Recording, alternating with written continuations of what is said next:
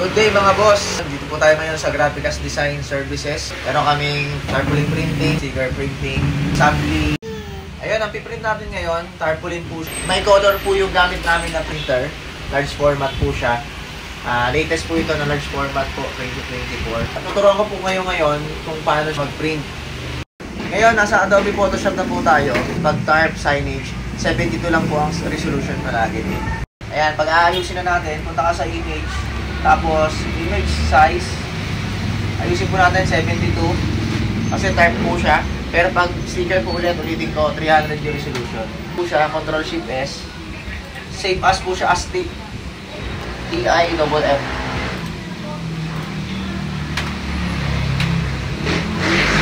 Ayan, pag okay na po, na-save na po lahat, okay na po yung file. Ganito po next na gagawin po natin. Sa mga main tab user po, ito po, pipindutin niyo po muna ito.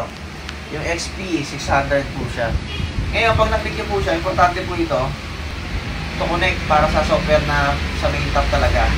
Then ito naman, software naman para sa piprintan na talaga. Main tab DTP version 6. Mag-renew po kayo. Tapos, make sure po yung size nito, yung size mismo na ilalagay nyo na sa print. Sukat po na ito 48 by 38. Lahat po na nandito, lagi po siyang width. Tandaan po natin na laging width po yung nasa unang column po. Yan. Tapos bago lang po natin, Ctrl-I po. Import po natin yung mismong image na piprint natin.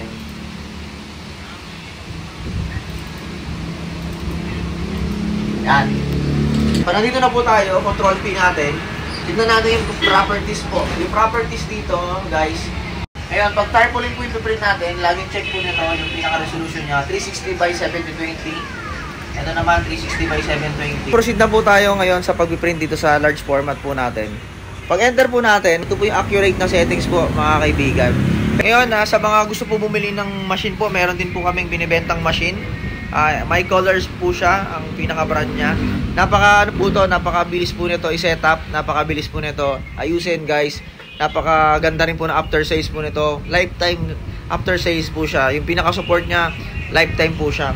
Ngayon, makikita po natin dito, pag open na po, lagi nyo pong tatandaan, before and after po magbukas yung shop po ninyo, lagi nyo pong pindutin po ito, yung enter, tapos maintenance, tapos clean nozzle.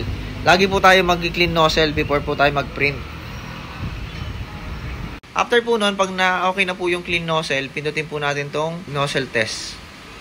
Para ma-check natin yung ink, yung buga, kung kumpleto po yung kulay.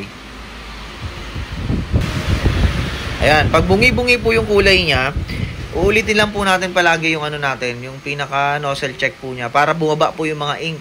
Kasi po, Sunday po kasi noong nakaraan, so hindi ko po ito na-printan. Kaya usually po pag mga ganyan, kailangan po natin laging head clean po siya. Ayan, kapag nakita po natin hindi po kumpleto yung buga ng ink, ang gagawin po natin, ulitin lang po natin yung clean nozzle po palagi. Yung pinaka-head cleaning niya po. Bakit po kasi minsan kasi nagbabara po siya. Sa amin kasi Sunday kasi yung day off namin. So, nangyayari po, pag Sunday, siyempre po hindi kami nakapag-print. Kaya dapat po lagi dapat tayo daily po dapat. At lagi na nozzle clean.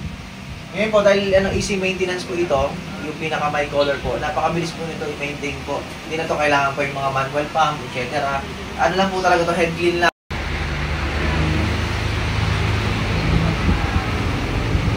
Ayan, pag nakita naman po natin, parang ganyan po naging itsura ng ink. Yung pinakabuga. Ganito po gagawin po natin. Pag nakita po natin, hindi po kompleto yung buga ng ink po niya. Dito sa my color po, napakasimple lang po yung gagawin po dito. Clean nozzle, tapos pwede rin po siyang ganito. Manual pump na tinatawag. Yung manual pump po, ano po ito, kayo po mismo mag-exit nito kung okay na po. Pero sa ngayon, siguro mga 30 seconds po natin siya gagawin o 20 seconds na manual pump. Para lang po lahat ng mga ink na mga bara, matanggal po siya. Yung solution, bibihira lang po ginagawa dito yon. Almost once a month lang po. Ngayon, pag okay na po, pag tingin nyo okay na po yung pinaka-count, pwede nyo na exit, tapos clean nozzle po ulit siya. Ayan, makita po natin, ito yung first try natin, second try na nozzle check. Tapos, hindi natin siya nakuha ng 2 times. Ginawa po natin, nozzle check at manual pump po tayo. After po nun, after ng manual pump, nag-clean nozzle tayo, then nag-nozzle test ulit tayo. Ito na po siya, guys. Okay na po siya, kompleto na po siya. Ngayon, ito po si My Color po. Yung maintenance po nito, napakadali lang. Kaya sa mga gusto bumili ng machine po, chat lang po kayo sa amin, email po kayo sa amin. Visit kayo sa page po namin, Graphicas Design. Nationwide po yung pinag-deliveran po namin. Then sa mga software naman po, worldwide po yung sinusuplayan po namin. Kaya kompleto po si Graphicas, hindi lang po kami printing basta-basta po. Ayun po, pag tama na po yung latag ng tarp natin, yung size, ready to print na po tayo. Control P po natin. Check po natin yung mga resolution, mga details.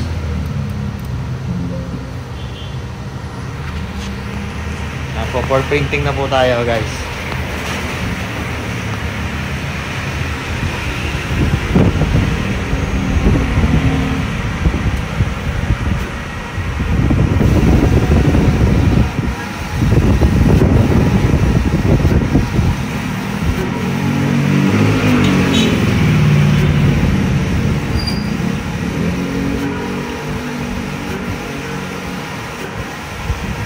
Again guys, lahat po ng mga nangangailangan po ng printer po dyan, ETF printer, Sabli, color heat press, multi-cup na printer, tas large format po, meron po kami yan, tinda po ngayon. Ang brand po namin sa mga ganito po ay My Color po.